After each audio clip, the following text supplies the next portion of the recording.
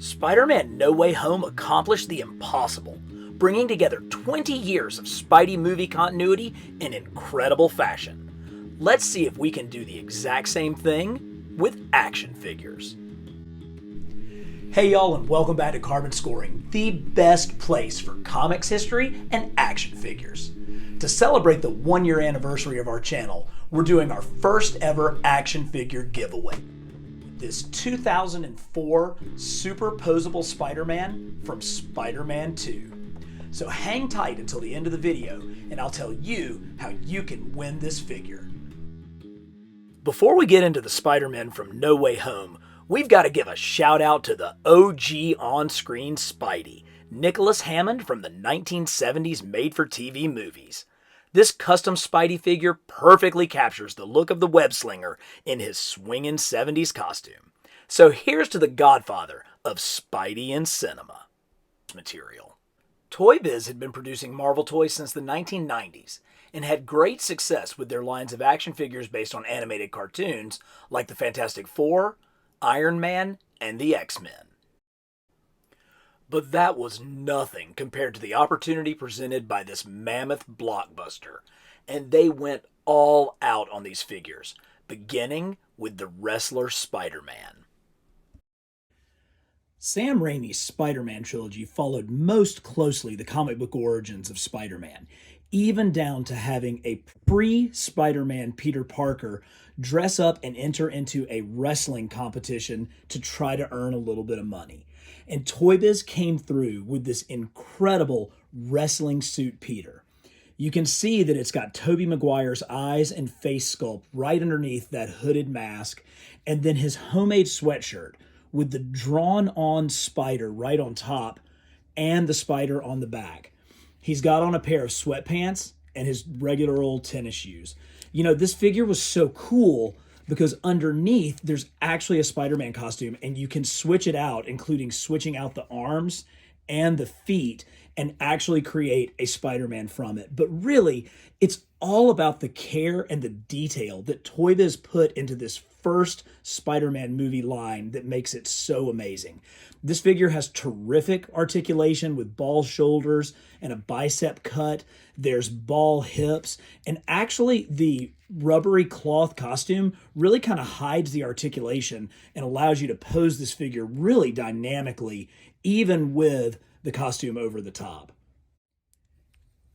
It is difficult to overstate the significance of the super posable Spider-Man from Spider-Man's first movie with Tobey Maguire and Sam Raimi.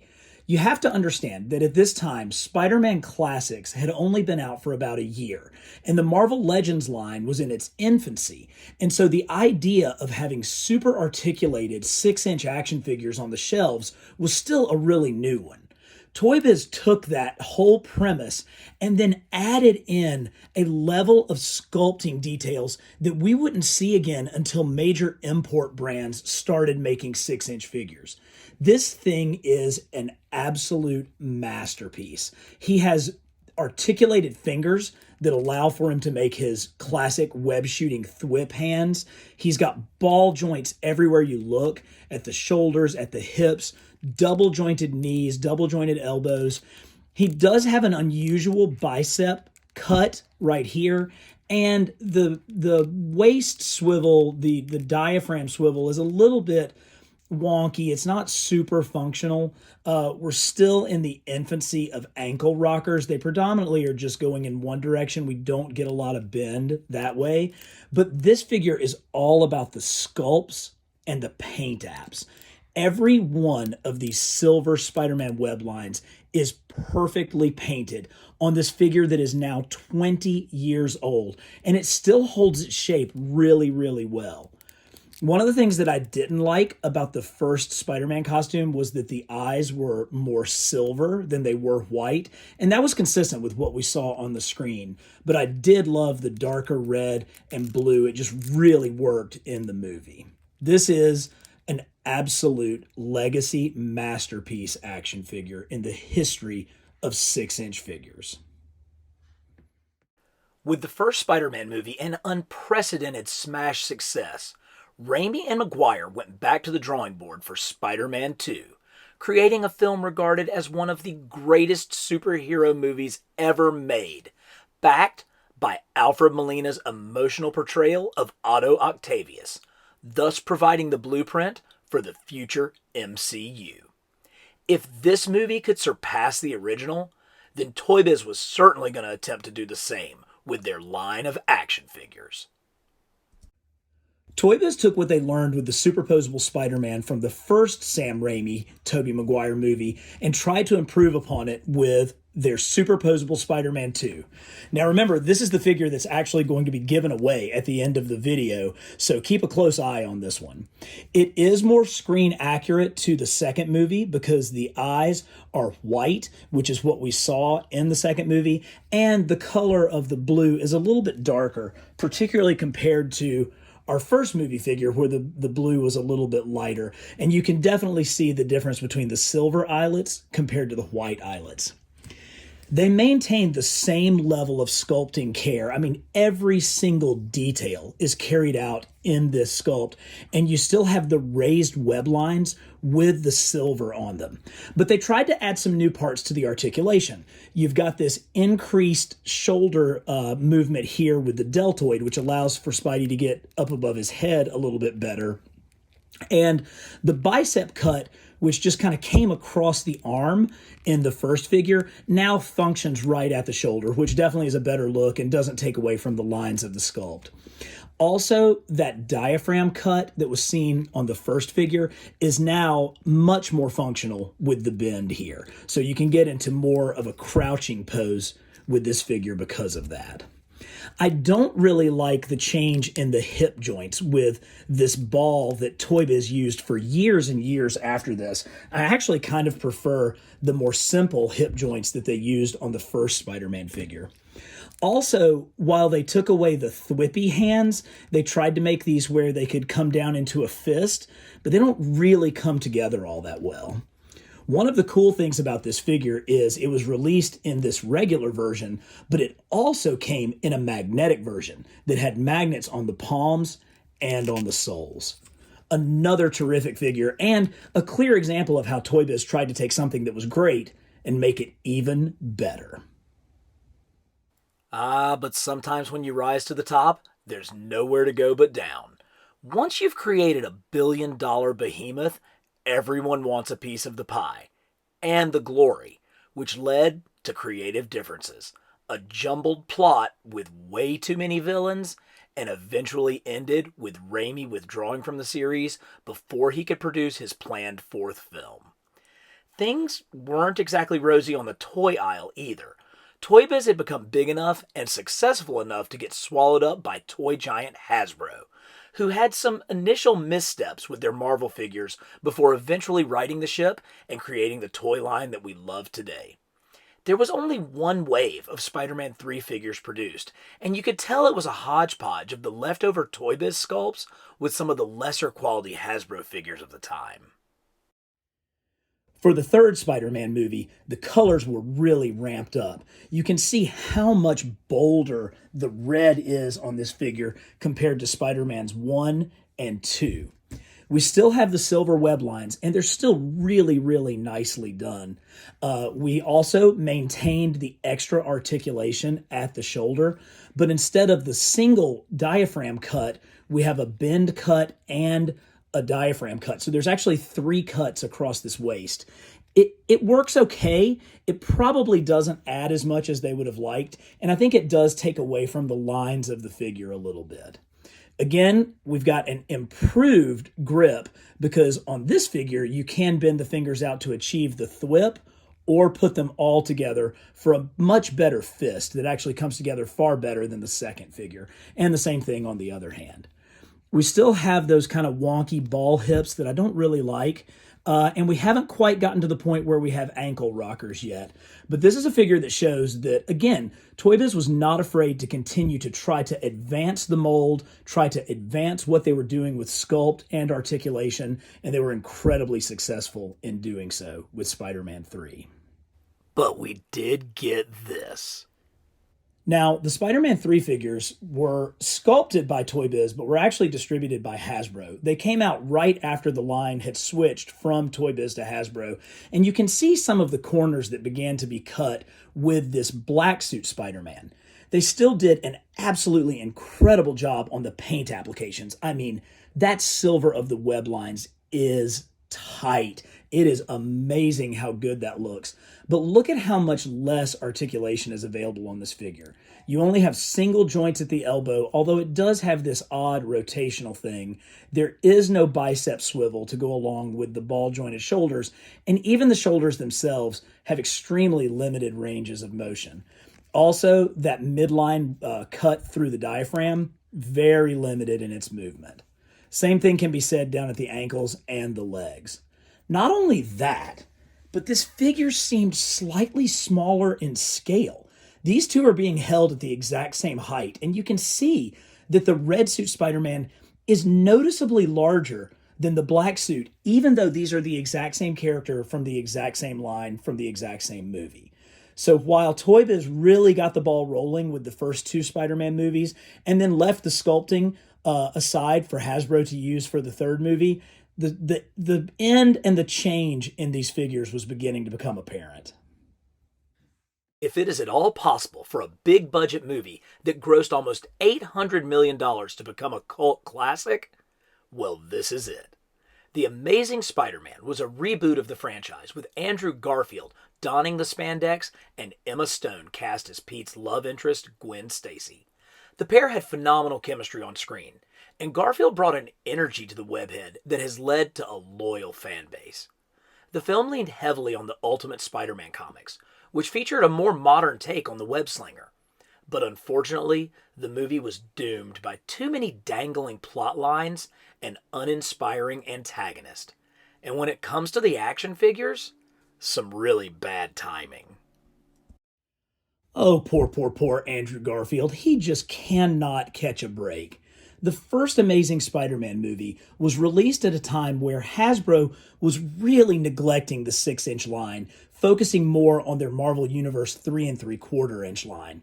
He only had this figure and a Walmart exclusive Lizard figure to go from the first movie. And you can see that while the sculpting detail is really fantastic, the paint applications are a little bit lacking. There is no wash or any kind of demarcation of the web lines, and I think the figure is really lacking for that. They did make an effort to paint the shoes because he had those silver soles on this costume, and again, the sculpt is pretty good, but look at how limited the articulation is compared to the figures that we've just seen. Again, these shoulders barely rotate, even though they are ball shoulders. He has double elbows and a bicep swivel, but very limited articulation at the wrist and no movement of his fingers at all. You get one open hand and one thwippy hand.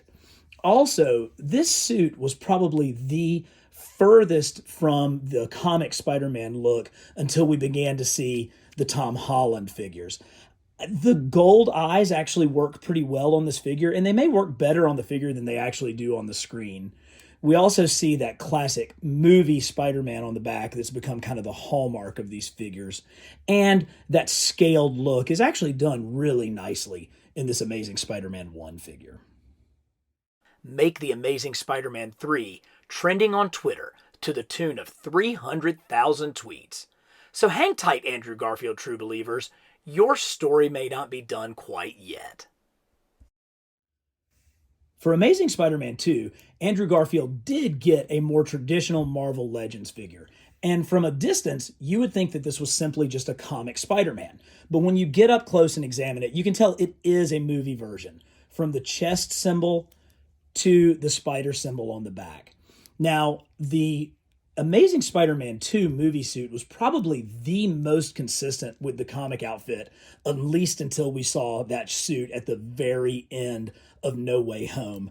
And this figure really represents that. It has a really nice McFarlane-esque eyes going on there. One thing that I definitely understand what they were trying to do with this shoulder articulation was to give him a really terrific range of movement backwards and forwards. And when he's in some dynamic posing, you can see that it actually works really well. Unfortunately, if you want to pose this figure in more of a static look, all of those crazy cuts really kind of stand out and take away from the lines of the figure. You can see there's kind of a gap there where his shoulders come together. Better hips, we start to see the new advent of the ball hips getting away from those circle ball joints that Toy Biz always used. Overall, this is a really, really good figure, but one that's kind of forgettable in the grand scheme of things. If Andrew Garfield couldn't catch a break, then Tom Holland's Spider-Man had everything going his way. He debuted in Captain America Civil War, placing him immediately into an established, well-developed, and beloved superhero universe. And while I feel Holland's portrayal of Peter Parker is the closest to the Ditko Lee origins of the character, some of the biggest criticisms of his films came directly from his integration into the MCU, specifically his technologically based suits provided by Tony Stark, leading some to refer to him as Iron Lad. It's a fair criticism. So in his first solo adventure, Spider-Man Homecoming, we see a truly back-to-basics homemade suit for the first time. When I say that Tom Holland was the most fortunate actor to play Spider-Man, I really mean it, because look at this lineup of hot toys that have come out since he has taken on the webs. I mean, you have every version leading up to some of our most recent Tom Holland Spider-Man movies here in front of you. I don't have the Iron Spider, but I do have one on pre-order. But, as we're looking at these, we've got the homemade suit, the Homecoming suit, the Night Monkey suit, the modified suit, all in 12-inch form. But we're really today focusing on the 6-inch figures. And again, this is where Tom Holland's time really shined, because he was able to take advantage of being in the suit when these incredible import figures were produced. This is the SH Figuarts homemade suit from Spider-Man Homecoming, and it's just absolutely brilliant. You are able to get this thing into so many incredible poses. I currently have it with the hood down, but there is a version where you can switch it out and put the hood up. Now, Marvel Legends may have pioneered articulation at the 6-inch scale, but SH Figuarts and Mafex have taken that to an entirely new level. Look at the bend that we can get on this Homecoming suit Spider-Man. Now, it's got a little bit of a gap back here, but when you're posing him in your display and you're able to get this kind of smooth articulation that really doesn't disrupt the sculpt, I mean, it's just magical. I've had a lot of people in my other Spider-Man videos talk about the posability of the amazing Yamaguchi figures. And yeah, I mean, they're cool, but for those figures, the articulation really takes away from the sculpt and from the look of the figure. And I think that's what's so amazing about this SH Figuarts figure of homemade suit Spider-Man is he still looks great no matter how you have him. The next masterpiece in the 6-inch scale is the suit that Spidey wore in both Civil War and in Spider-Man Homecoming. And this is kind of the most classic red and blue suit that we've seen Peter wear in the films, the Tom Holland movies. Now, I believe that this is a Mafex version. I don't think that this is a SH Figuarts. I love how classic that spider is on the back. And you can see, again, all of the sculpted detail. And much like what we saw with the Homecoming homemade suit, this figure is able to get into utterly ridiculous Spider-Man poses without losing the lines of the figure or the costume. They do such an incredible job with these joints, making these shoulder joints hidden. And when you combine that with the multiple heads and multiple hands that come with these figures, it's just great. But for me, one of the reasons why this is my favorite look for Spider-Man is there's something about those eyes that just screams Steve Ditko's art.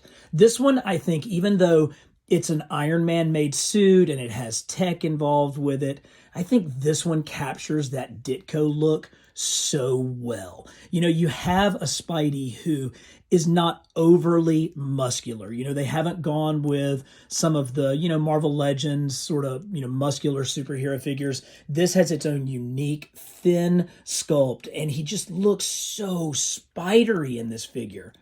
This thing is absolutely fantastic.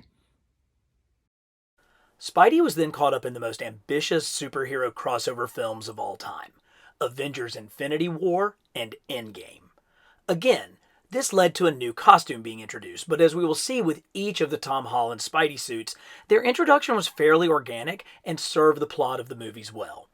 The Iron Spider suit first appeared at the end of Homecoming, when Pete turned down the offer to join the Avengers. But as he and Iron Man were rocketing into space to battle Thanos, Tony gifts him the suit, and the stage is set for the next version of Spider-Man in the MCU. And now we come to my least favorite of the Tom Holland Spider-Man suits, the Iron Spider suit. And I have numerous reasons why I dislike this costume.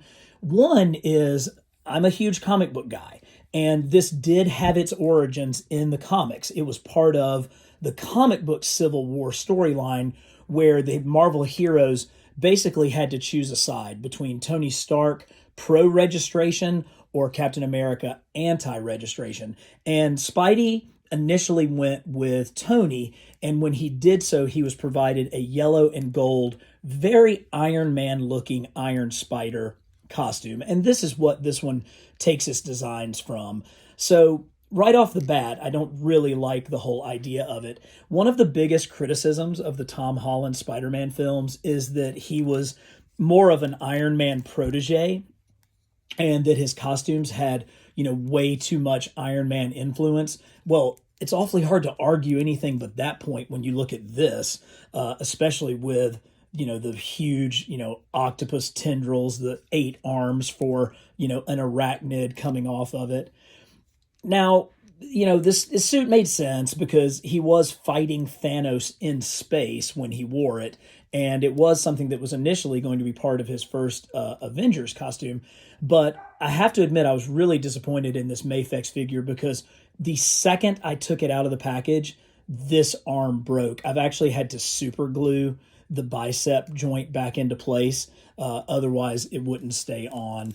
It did come with not only a kill head with the red eyes, but it came with a version of the Infinity Gauntlet as well, which, that's pretty cool. I mean, it's definitely what you get, but you kind of always hate it when you pay this much for an import figure and the thing breaks right out of the gate.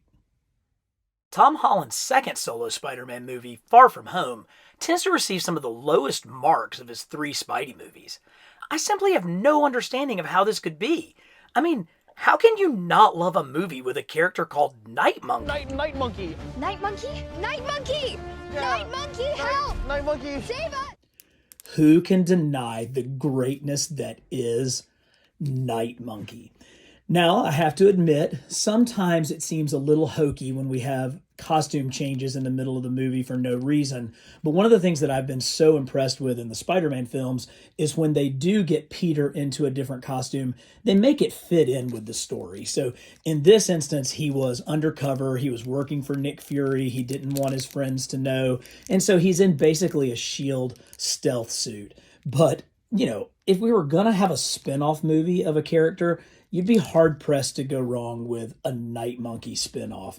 This thing is just so great. And again, this is a Mafex figure, so it has that phenomenal articulation and unique individual sculpting. All of the armor and the shield plating that is on this figure is individually sculpted. You can see the bands and the straps are all individually sculpted in. He does have a belt that kind of moves so that it doesn't interfere with the articulation. And of course, the head sculpt maintains that great spidery look while still keeping the balaclava mask on. But hey, that's not all. When you pay $100 for an import figure, you better get some, lost a foot there. It happens. You better get some extras along with it, and this figure most assuredly comes through. Not only do you get multiple sets of hands and feet, including magnetic hands and feet, You also get an alternate Tom Holland head where you can see Tom Holland's eyes with the goggles up, and we get a Tom Holland head with the Edith glasses on.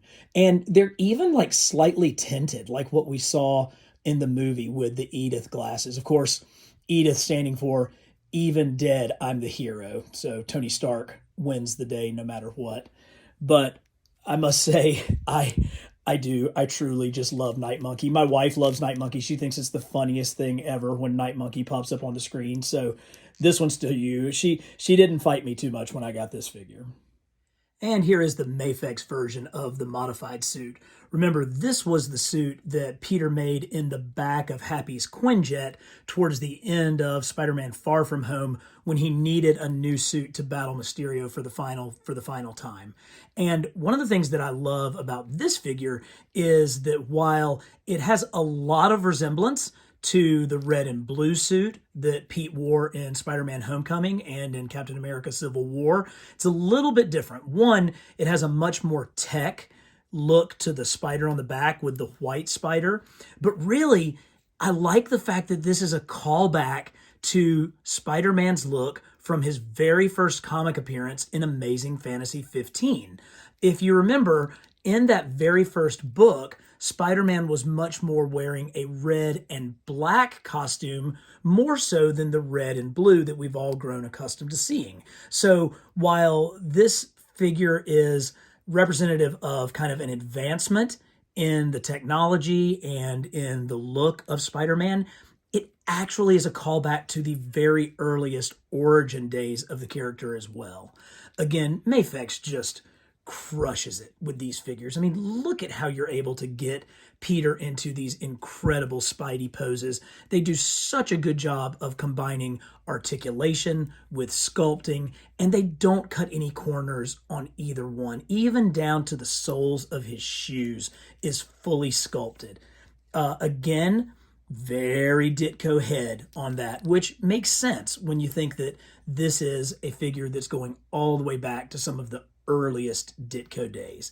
This suit would be the one that was predominantly worn in Spider-Man No Way Home as well, and I'm really happy for that because it's a good one. This is a very good one. In fact, this was the suit that actually became the black and gold suit, as we will see here shortly. So, spoiler alert, it's time for the figures from No Way Home. Now, without a doubt, the biggest disappointment that I've had thus far with Spider-Man action figures is this black and gold suit from No Way Home. I'm sure that some of this has to do with the fact that you don't want spoilers to get out, or that the toy companies, they need a full year of lead time in order to make an action figure. And so they were probably told about this gold suit well in advance, maybe even before the movie editing had really happened. And so it basically just looks like Pete's suit, only with the colors black and gold. He does have a little bit of red and some of the, kind of Doctor Strange things that are here on his arms. But that's not at all what this suit looked like in the movie. If you remember, it was the red and black suit just flipped inside out because Peter had green paint splashed all over him. So in the movie, what we saw were all the wires and the inner circuitry, and you could really tell that it was simply the modified suit inverted. Now, there is some hope because I have an SH Figuarts figure of this on pre-order, and you can see in some of the promo pictures for this figure that it looks like it's going to be much more screen accurate. But in the meantime, this is the Marvel Legends figure that we got for the inverted suit, and I can't help but be a little bit disappointed in this one. The second to last suit that we saw in Spider-Man No Way Home is the nanotech suit. And when I say it's the second to last, it's because we got that phenomenal preview of the new homemade Spider-Man suit, which looks exactly like what we saw in the comics, and cannot wait until we start to see action figures made from that. But this suit is actually my least favorite suit. It's the Iron Spider suit.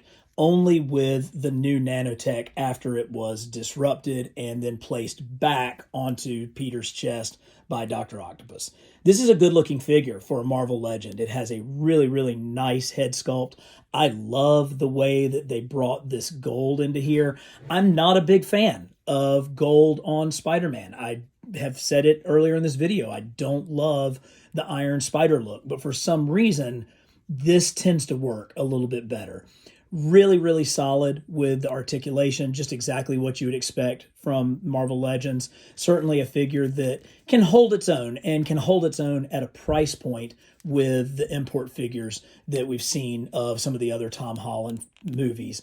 But this is a great figure, really nicely done, really, really detailed on that spider on his chest. I think we all would love to see the web lines painted in. It's hard to do that with a wash, so it would have to take a really, really detailed paint app to do that. Something that we probably haven't seen since those very first Toy Biz Spider-Man figures.